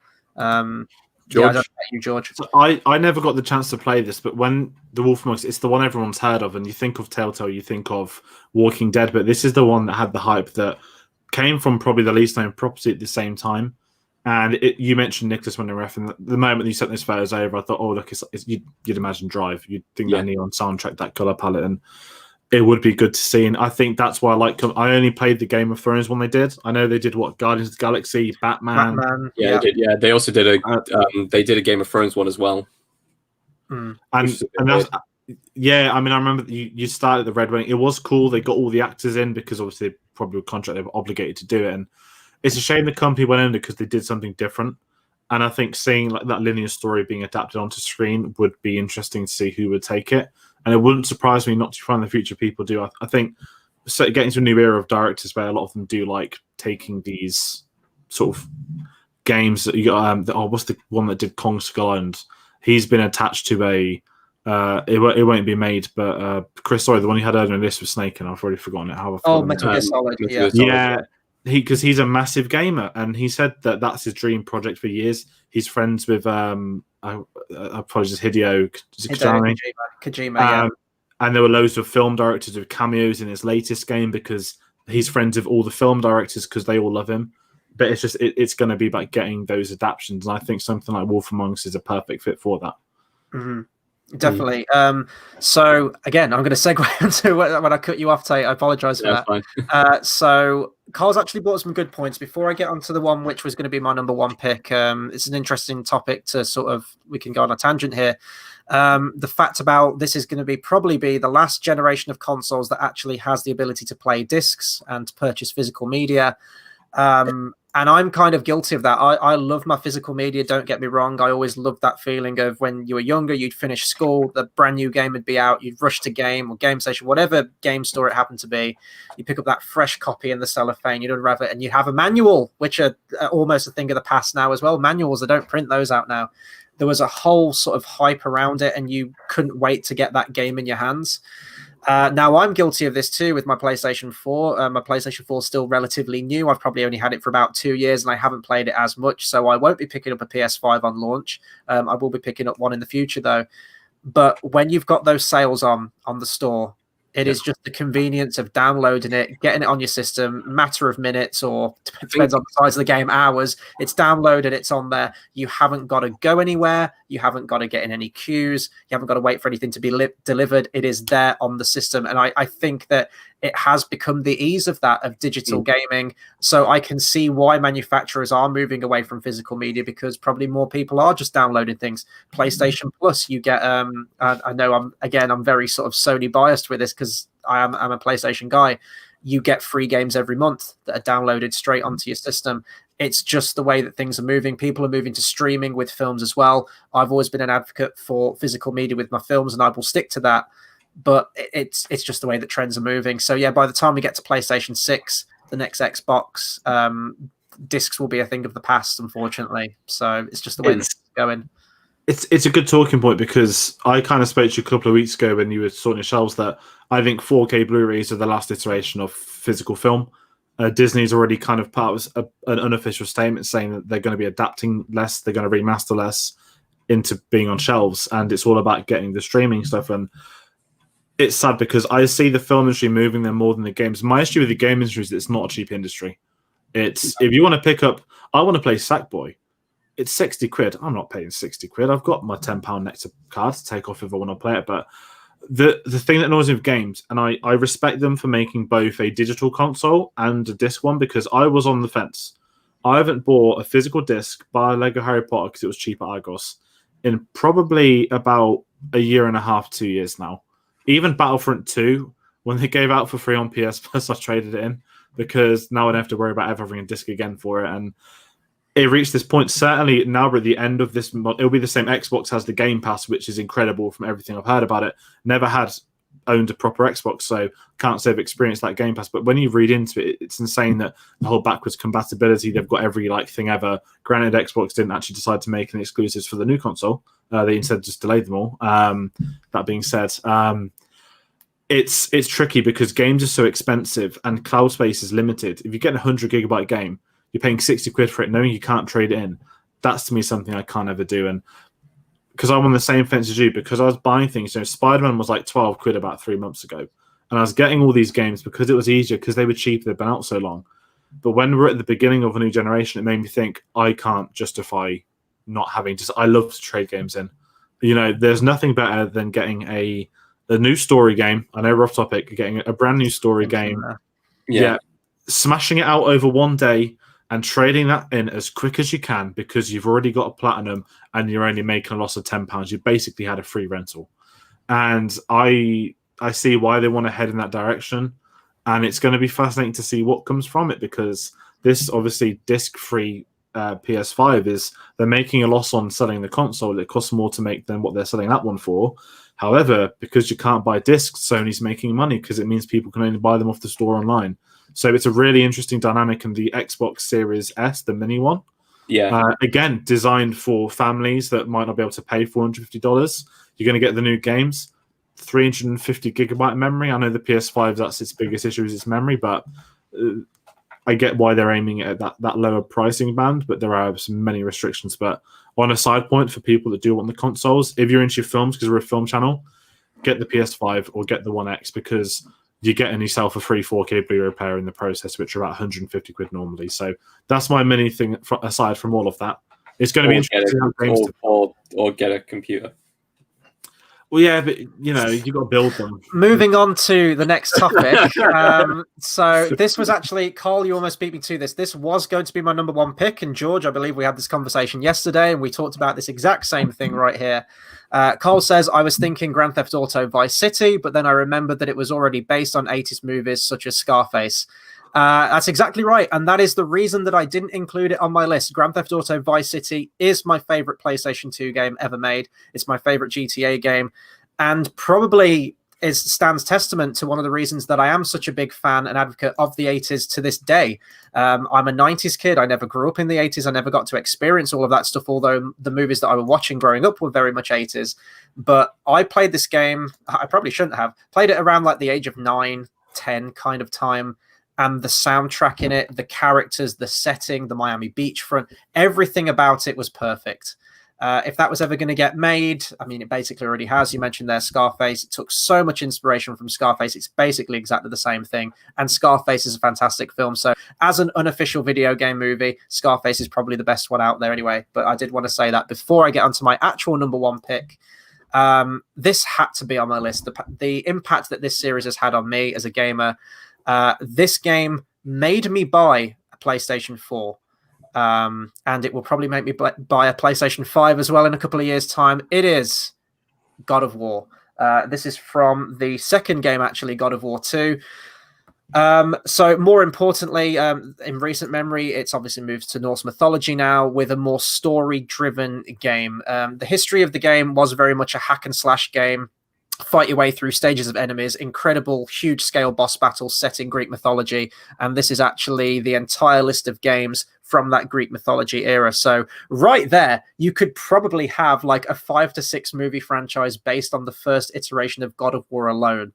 I'm a huge fan of mythology, especially Greek mythology, and God of War was almost an extension of that love that I already had for Greek mythology. We're introduced to the character of Kratos, who is one of the angriest people and most murderous people in video game history. His history where he was this leader of men in war. He faced down against insurmountable odds. He was about to get killed. His people were about to be killed. And just at the last second, he prayed to the god of war, Ares, to save him.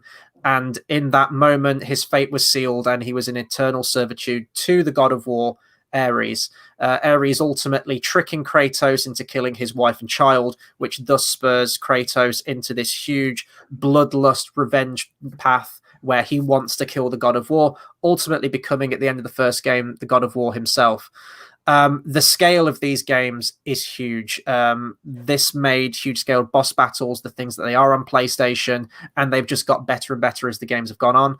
Might take that back, actually. There's not as many boss battles in the latest God of War game. I hope that's something that they change when they come to the next one.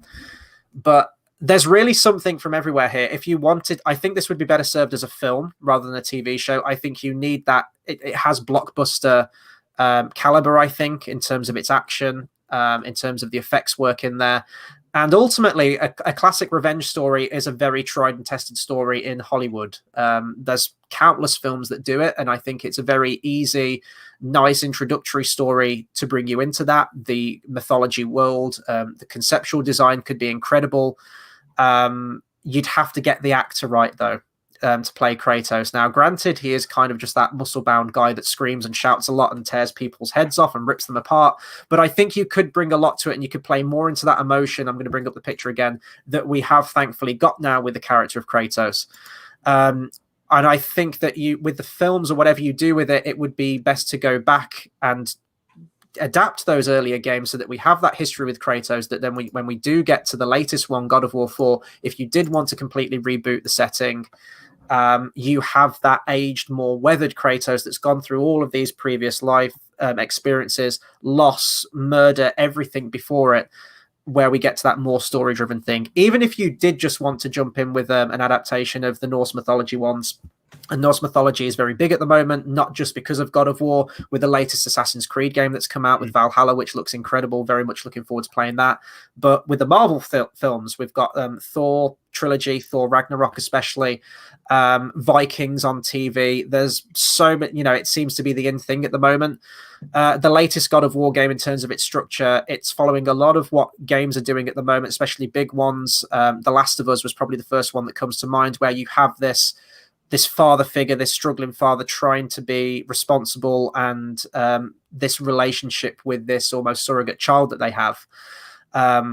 And where one's unsure of himself as a leader, as a father, or whatever happens. And as the journey goes on, as they go on this adventure, they become really close. Logan, for example, in recent films, I think is a good comparison to the latest God of War game. I think it has so much potential in terms of its action, its scope.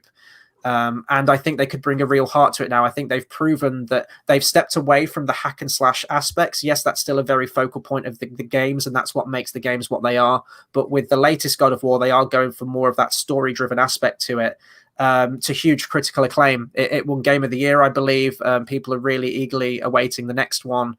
And you don't just have to do Greek mythology or Norse. You could do Egyptian, you could do Japanese. There are so many avenues that you could do. Would you have anyone in mind to play Kratos? So I know a film's been talked about for years. So the first God of War game came out in 2005, and I remember even by the time of when God of War 2 came out, I was on all the forums like God of War movie confirmed, and it was like Jason Momoa in talks, or The Rock or something like that. It's difficult. You need someone who's in that physical shape for it. I wouldn't want a Jason Momoa. I think you need someone with actual acting talent, dare I say. You don't. No, he was great as Khal Drogo in Game of Thrones, but I think you need someone with a bit more of the dramatic chops behind them. I honestly wouldn't know who the hell to cast as Kratos. I don't envy that casting director if it does see the light of day any point, but I think maybe an unknown. But I think if you are going to carry a film like this, they will probably go with like an A-lister just to slap on posters and everything. I reckon, because he's probably the best acting talent out of the wrestling kind of crowd. 2 Denis Villeneuve films. WWE's never thought got to do that. Yeah, but I swear Batista tweeted it once as well. That might be me in my own head. But the problem is, it's what he said. Anytime there's any character like that that's topless, that's shredded, the only name that people decide to talk about is Jason Momoa. God of War is interesting because I never played the old ones. I think I've told that before. And the new one, I joined in. I played it. Never finished it. I was in this very small minority. I loved the gameplay, loved what it was trying to do. And minus spoiler alert, climbed up mountain 1. They told me, now you will climb another mountain, and I traded the game in. I will play it. It's going to be on the PS5 for the PS Plus carryover, so I'm going to play it before Ragnarok, because obviously we know where the series is heading. So I kind of knew that'd be top of your list. It had to be as well. Yeah. I knew that was top on someone's list. I just didn't know whose. So with that being said, I'm going to move on to my number one. This is incredible because, again, 6 months ago, this would have been Fallout or Last of Us. It would have been boring. But I'm going to talk about one of my launch day games I say launch day. It wasn't launch day. I didn't get it launch day in 2007, the PS3. The game, I bought 2 games when we were very fortunate to get the console at that price. Christ, when I grew up and realized how much expensive that was insane. I had MotorStorm and Resistance Fall of Man, and unfortunately there won't be a MotorStorm film. We've got Fast and Furious. However, we have nothing from Resistance Fall of Man yet. Look at that image. That, to me, is one of the greatest covers in the history of gaming. This is going to, immediately, guys, I'm going to say the whole film. This is a Neil Blomkamp ultra expensive TV series. For those that aren't familiar, I'm not going to read out the blurb for you all, but essentially what happened is an alien race called the Chimera basically came down to Earth. I think they land in Russia, and they've got like this weird modern like futuristic technology, but at the same time they like harvest human beings to turn them into them. So it's very War of the Worlds-esque. And basically what happens is that they start to take over the world. First they basically take over Europe, and then they're going to go and try and get the UK because, the island that's not a part of them. And of course, to kind of try and play on what some people believe, the only people that can save the day are the Americans. So what blew this way for me was, again, I think I finished my SATs in year 6 when I was bought the console. So June 2007. And I was too scared to play this game. I'm not going to hide from it. I was terrified. Like that, there was jump scares. There was these weird creatures, and one of my best friends came over, and we basically did co-op campaign. He'd live around the corner. He'd come over every day for like a month. We played it again. We'd not play online because it wasn't a thing back then, but we'd go and do it again. And I just remember this game being incredible. And I think, I sat there talking earlier about seeing Wolfenstein and those 60s things. To see like the 1950s UK, but have an alien invasion come down and do it. Now, Sony's got a track record because they made a terrible film called Battle Los Angeles, which to me means Sony should be nowhere near this because that even had the Resistance font. There was rumors that could have been a Resistance film, and they changed it at the last second. Thank God they did. But I think the idea of a war film in 1950s England with an alien race coming down to do it, it was just fascinating. It was something new. And I don't know if anyone remembers this. There was a humongous controversy that they basically used Manchester Cathedral as one of the main action scenes. And I remember it being on the news everywhere. Like they even had like our Prime Minister at the time address it because they were that outraged that someone put this action set piece there. Ironically, it increased tourism at Manchester Cathedral. That was proven statistically. But as far as a franchise goes for that film adaptation, it's I'm going to bring up another photo. Here's the alien designs of the Chimera. This is PS3 graphics. It's an outrage that they never ever remastered the trilogy for PS4. The second one was okay. The third one wasn't great, but the first one was perfection. I'm going to cut again. Think of those Neil Blomkamp. Think of the alien concept art. That's what I was thinking of immediately. And, he could do it. He can do action. Get Sholto Copley and have it. They're Americans, lead actors, but there is so much potential for this. And this is what's crazy for me is that no one talks about this game anymore. It crops up once in a while on the internet somewhere because it was the early side of the PlayStation 3. It's not been spoken about on PS4, and the developers, obviously, Insomniac went on to do Spider-Man and Miles Morales, so I can't really moan and say I want them to make another one. No, please carry on making Spider-Man. Resistance had its time, but it is ready to make that jump to the next level, and I'm going to finalize it again with this. That image there, can you picture, modern-day technology, having that as a teaser poster or a teaser trailer? It is not your typical aliens come to Earth and want to take over. There is so much more to it. It's got its own iconography. It's got its design. It would stand out. Again, I don't ever want a series or film. I've probably said both at this point because I just want it released. But it needs to be Neil Blomkamp running the show. He needs to be back in that limelight. Well, how you mentioned how the trilogy went, where the first one was the best, the second one still good, but not quite as good as the first, and the third one was trash. Isn't that just how all trilogies go, more or less? Isn't that just how all trilogies are doomed to be? We'll get to that on my final pick. We will get to that on my final pick. This is genuinely one of the only ones on this list which I haven't actually heard of, which I'm assuming it's a shame because what you've described, I would absolutely be sold on immediately. Like that as a concept would be fantastic. I'm even going to put it myself here. That as seeing that on the big screen would just be phenomenal. They kind of remind me of do you remember Galaxy Quest, the sort of lobster ships from that? They kind of look like that, but no. I remember it being a launch game. I remember it being one of the biggest launch games on PS3. I'm not great with horror games. I do want to say that it wasn't horror, and that was why I laughed at the fact I was scared. Because when my friend came over and started playing it, I just realized, this is because I think I've told you I never had a PS2. That's why I was bought a PS3 probably when they're so expensive out of guilt maybe from my parents. But obviously I played it at my best friend's house. Suddenly it was cool to come around to my house for the first time in sort of 5 years to everyone that knew me, and. It was that let's do it because it's like, you got your childhood mates. That's the one you play the consoles with. We did Lego Star Wars together, the Revenge of the Sith together. Like it's all of those old school things. And Resistance Fall of Man, it just brings back that nostalgic memories. And it's that franchise that immediately could have been more. And maybe that's why I'm attached to it because I know it has that the same way Last of Us is to me. It has that film and TV aspect from the get-go. That I'm not saying gaming's bad, but to me, films are above games. Granted, everyone's got their opinions. I do love my games, but that's when you see something that goes, okay, that needs to be a film. Get it done. I think in terms of tone, you'd need a District 9. Well, you mentioned the director, District 9 mixed with, I'd say that either the flashback or flash forward scenes from the first Terminator film, that really sort of gritty, dingy, really awful conditions that the Resistance is trying to fight against. And the skulls on the ground. That image right there, it just reminded me of Terminator right there with the skulls on ground. So I think it definitely has potential. Hopefully, we see it one day. Tayte, okay, Carl. I'm covering this. I'm covering this. Don't worry. So Carl has put the last games I can think of are Dark Souls, Bloodborne, or Half-Life. I genuinely had Half-Life down as one of my picks. The only problem with Half-Life I have is that you've got a silent protagonist. And even though the world around him does move at a pace and you're able to get that dialogue in, you'd have to give Gordon Freeman a voice. And I don't think you could do that. I honestly don't think that would be right to give him a voice, because he can't be that kind of Mandalorian kind of stoic, kind of saying a word every now and then. As a character in the games, he doesn't speak at all. So I couldn't put it on the list. But instead, we have another pick of mine. No gods or kings, only man.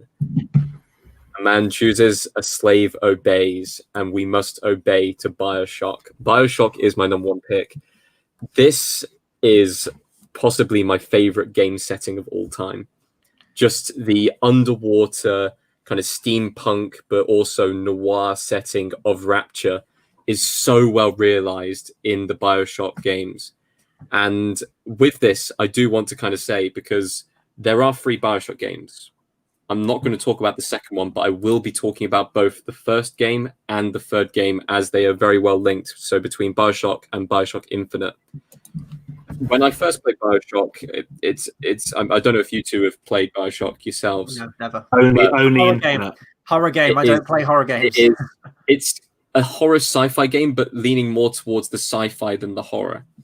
And it's a fantastic experience for anyone to do. I think they did a remaster a few years ago, so you should be able to pick it up on whatever console you have.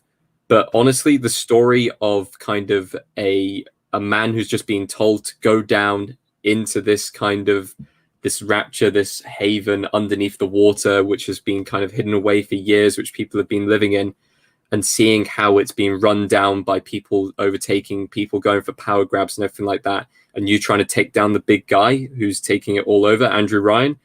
Just a fantastic immediate concept with the big daddies, the giant monsters and everything like that roaming around, and you having to fight your way through or be sneaky and kind of sneak your way through the entire thing, making friends along the way, making enemies along the way. It's so well put together. Whilst playing it, you do feel like you're playing a film. The decisions that you make do affect the other characters in the game, and it just kind of feels so realized in that sense. And then you move on to BioShock Infinite, the one in the sky, not in the sea. And with BioShock Infinite, it is just the most gorgeous game I think I've ever played. I was just gobsmacked when you first got to Maine in the sky to Columbia.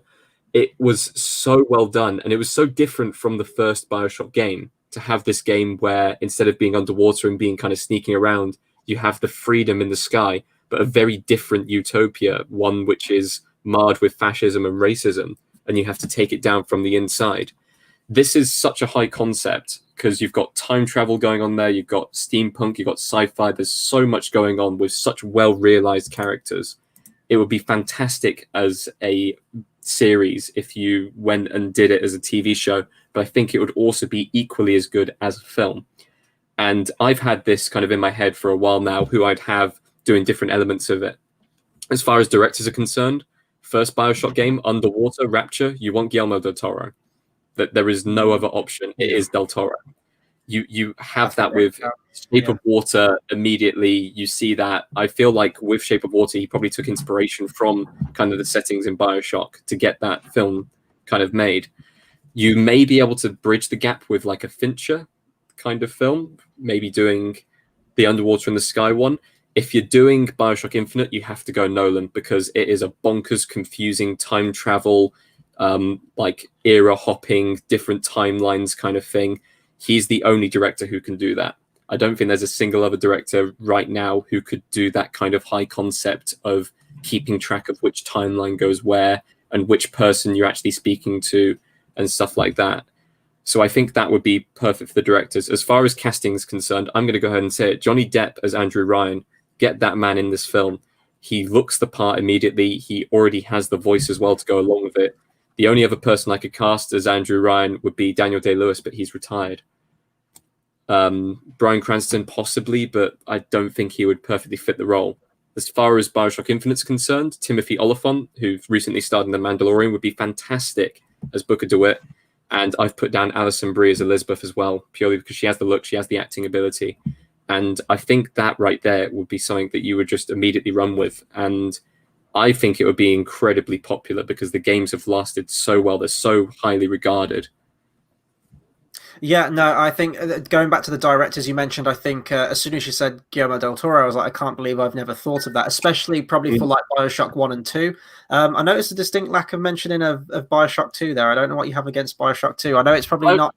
Okay, so Bioshock 1 and 3 are intrinsically linked with their time travel plot with a closed loop. I don't want to go too heavily into the plot here, but basically Bioshock Infinite happens both before and after Bioshock 1, and it's basically that closes the loop. Bioshock 2 is in the middle and has nothing to do with the two films. I see. Okay. So it's more of a cash grabby one kind of thing. Then maybe it goes back to Rapture and it does a story in Rapture, and it kind of explains a tiny little plot detail about the first kind of game, but it's not significant. Okay. It just goes back to see the city underwater again. Basically, that's the only reason why I would see you would go there. Okay. But the two others are, I mean, time travel and dimension hopping kind of linked between each other. One causes the other, and the other causes the other. It's a complete loop, which is why I said Nolan. I think Guillermo del Toro is a great shout. As I said, like, I can't believe I've never thought of that, but he's good with those heightened fantasy worlds, mostly practical as well, not all the time. Of course, you get stuff like Pacific Rim, which is very effects heavy. Imagine working with like a big daddy with a giant drill. Oh yeah, no, exactly. Yeah. And you know, the horror elements to the first game, especially Guillermo del Toro sort of started out as a horror director with horror elements. Those fantastical horror elements that we see in Pan's Labyrinth as well is a good example of that fantasy world. Nolan's a good shout for the sort of like more cerebral aspects to it, but if you look at Bioshock Infinite, Nolan would never direct something like that. I think it would be incredibly effects heavy. Maybe as a producer that could work, but he'd never do an effects heavy film like that. So I think that Guillermo is probably a better. I mean, with Inception, he's able to kind of bend reality, and that's kind of what happens in there. You have these tears opening up, which are basically rips in time, and people are able to jump through them and cause different historical events to happen in real time. I think that kind of concept would work with Nolan. So I can see George raring to go in the conversation. No. Sorry, I had a beep come through. I put my phone on silent. I've only played Bioshock Infinite. I don't have the attachments to the first two, so when I got to the ending of Infinite, I was kind of like, "Oh, this is a link to the poster that everyone knows, that everyone else was going crazy for." And I loved the concept of Infinite, like the city in the clouds type thing. So that's why I'm like sort of not keen on Nolan, unless Nolan builds us a real city in the clouds to film it on. Bioshock, it's strange because I don't have the attachments to the franchise. I went to the third one knowing nothing, and because it both works as prequel/sequel, I actually thought it was a really good jump point. And you are right, it is that cinematic feel. It's the gameplay, and they have those moments. Guillermo, I feel like I've seen people saying before. I don't know enough about the first two, but you think underwater. Unfortunately, we have to think of Shape of Water. And I think he'd be perfect. And as well, it's not even just the fact that it's the underwater stuff. It's the designs of the world itself. And you know, I don't know the name of the giant thing. Big Daddy, is it Big Daddy? Is it Big Daddy? Yeah, the Songbird is the one that replaced it, I guess. Yeah. And I don't think you can look past anyone except him to really do this. It's that kind of bonkers thing of who can bring that under control. And I think actually Guillermo could probably do that quite well. So I think that's probably the best choice. And it'd be interesting because we're entering this golden age. I'm not saying it's a golden age, sorry, but Witcher's worked. If The Last of Us works on HBO, that would be the crown of everything. You know, the guy that did Chernobyl and the director of the game itself teeing up to do a 10-episode special. If that works, I think we're going to have this boom, whether it's good or bad, of video games everywhere. Netflix picking up Assassin's Creed. That could be huge. Maybe off the back of Witcher. That's big. I could see Cyberpunk being adapted straight. I think we're in this phase now where if people are going to get the concepts right, and I think this is where TV comes into it big time, I think all those big franchises, there's going to be bidding wars, there's going to be everything. So Sony already said that now they've rebranded their exclusives like the Sony Studios. They've already said they want to do their own film and TV series. That's why they got the deal with HBO, which is great. They're not keeping it in-house. biggest concern is if Sony said we're doing Last of Us ourselves. So we're in this golden age, and I think BioShock is one of them that I think whoever's got the rights is holding on firm. I think when the time comes, someone's going to let it go, and it's going to be to the right pitch for the right adaptation. I mean, we've talked about aesthetic for all of these games and how they translate. The thing that I like the most about BioShock, I think, is the dialogue. Because we haven't really talked about the dialogue within the games itself. And BioShock has this kind of philosophical kind of edge to it, where every conversation feels like it's hanging on a knife edge. Every single conversation, you don't trust what both the narrator and who they're narrating to is saying. Like, I quoted it on the way in, like, no gods nor kings, just man. And stuff like, do you believe in God? No, but I'm afraid of you.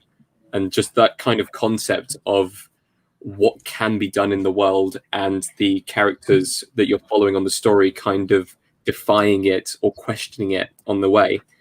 And I think it's that helps the concept of BioShock kind of move away from like the other picks that I've had, at least. And I genuinely think that it will be kind of made at some point. There was talks a long time ago about it being made into a film, and they kind of got dashed away very quickly. I think it would be a series if it was to be adapted, but I would love to see it as a film concept as well. I think it would be a very high concept sci-fi kind of weird blend of things, but I think it would work. And I think Guillermo del Toro would probably be the best person to do it, but I do still think that you need someone like that Nolan-esque figure to figure out kind of the time travel elements and kind of the cerebral areas of the kind of concept. Mm-hmm. I need to play BioShock. I need to play Killzone. BioShock, I need to play all of these games. BioShock and BioShock Infinite, just play them back to back, and it is just a phenomenal experience. I have a lot of games on my list at the moment, and as I mentioned, we're moving into the next gen, and I feel like I've only started the previous gen. I've got a lot of catching up to do. Thankfully, we're in lockdown, so maybe I'll get some games completed during this lockdown. Who knows? But that is our list. As I mentioned, there are 15 picks. I know that we've mentioned some other ones in passing. There are so many more that we haven't talked about. Dead Space, Mass Effect, so many out there. And passing over to you guys, let us know some that we didn't mention in this, some of your favorite games, things that you'd love to see adapted into film, television, whatever it happens to be. Let us know about it. Would you prefer it to be film or TV? I mean, we've said all these amazing film concepts here and TV show concepts. We all know that there's going to be like a Fortnite TV series or film or something like that coming out like within the next 3 years, and it's going to be horrific. It's already started. It was in Endgame. It's going to take over the world again. Even kind of episode 9 in some way as well. Tenet. Oh God, it's happening. But yeah, so let us know some of your favorite picks as well. And of course, if you want to see other videos that we've done as well, this was kind of a spur of the moment thing. Fun little one to do. Yes, so Retro Reviews will be back next week on Tuesday at 10 p.m. UK time. And of course, this week, if you're not bored of us just yet, we will be back with Mandalorian reviews Friday, also at 10 p.m. That's going to be a weekly thing as we cover season 2 of The Mandalorian on Disney+. And Tate, I believe that you're on a review this weekend as well for Queen's Gambit. Yes, we will be. We haven't figured out the details yet, but it should be around 8 o'clock GMT on Saturday, and that is going to be myself and Dave, as in the Life of Brian Dave, who comes on for our Battle of the Brackets every now and then, and we're going to be reviewing what is being talked about now as one of the best series of the year so far. So awesome. And just to sneak a last one in from Carl, once again, thank you to Carl for joining us today, as well as SeaWorld Man. Red Dead Redemption, Jesus Christ. Yes, that's a massive one. But yeah, no, so many to mention, and again, a big thank you to everyone that's tuned in tonight, watched along, commented. We really do appreciate your comments.